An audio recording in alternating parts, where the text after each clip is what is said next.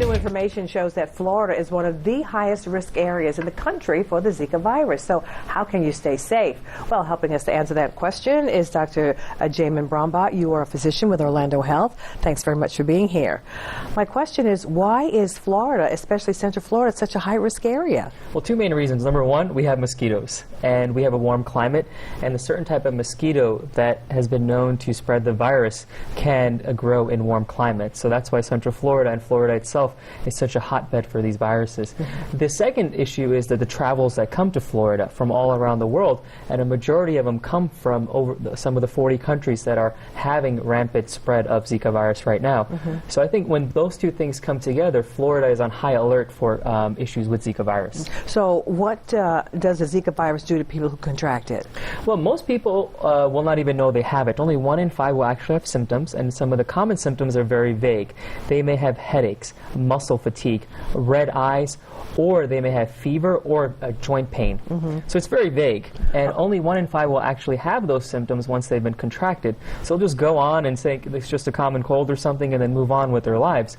But the issue is really with pregnant women, because there's been a direct link with birth defects in the baby, and so that's why there's a high alert, because a lot of people are traveling to these areas, and a lot of people will likely be getting pregnant around these areas, and then so what's going to happen to the baby? Oh my gosh, so how can we protect ourselves from the Zika virus? We're in Florida, we have warm weather, we can't get rid of the mosquitoes. What do we do? So great, the CDC has guidelines that are always being updated, and the most stress is on the guidelines for pregnant women. If you are pregnant, the CDC recommends not traveling to one of these areas, and right now there's about 40 countries on that list. Most of them are South American countries. The second recommendation is, if you are pregnant and you do end up traveling, then once you come back, get yourself checked and screened for the Zika virus. So it's basically a test that you can do to see whether you are harboring the virus or not. The third recommendation is... Let me ask you to interrupt for a second. So if you come back and you find you're pregnant and you find out you have it, what do you do? Well, there's no treatment for the virus. Your body, in most cases, just... If you're pregnant. Yeah, there's absolutely no treatment.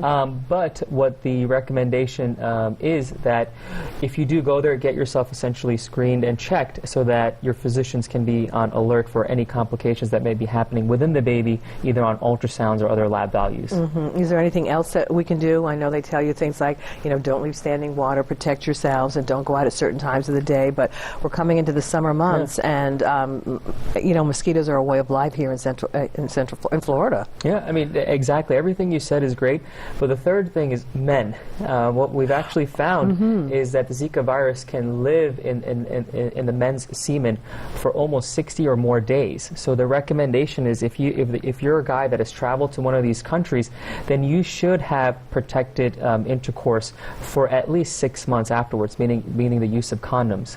So it's very important that this is not just a female issue, this is also a male issue.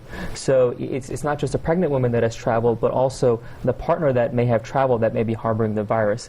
And you mentioned some of the things. If you do have to travel, then stay away from areas that have mosquitoes, stay in air-conditioned areas, screened areas, and protect yourself from head to toe with clothing and insect repellent. I had also heard recently that they're trying to do some sort of a mutant mosquito that might, it makes you a little nervous. We might have these, big bugs flying around eating the Zika bugs, but is that something that's really going to happen? Not in a, in a crazy way, but is it something that would help? I mean, I don't know yet. There's a lot of research being done on, what are the potential treatments or cures or ways to prevent the virus. I know the CDC is heavily working on a potential vaccination, which may come down the road in about a year or two. But a great news that just came out recently is there's actually now a commercial test for Zika virus. So before it was, you would have to go to a lab and it would get sent to government labs. But now a commercial company has come out with a screening test that basically anyone can go and get themselves screened if they have the appropriate prescription. So every single day we're discovering new things. We're discovering new ways the virus may be contracted in the semen or in breast milk. So the best thing is just continue watching your local news, continue reading the CDC guidelines, and staying updated. And if there's any question, go to your local physician, because we like to stay up to date on all these topics so that we can always give you the up-to-date information.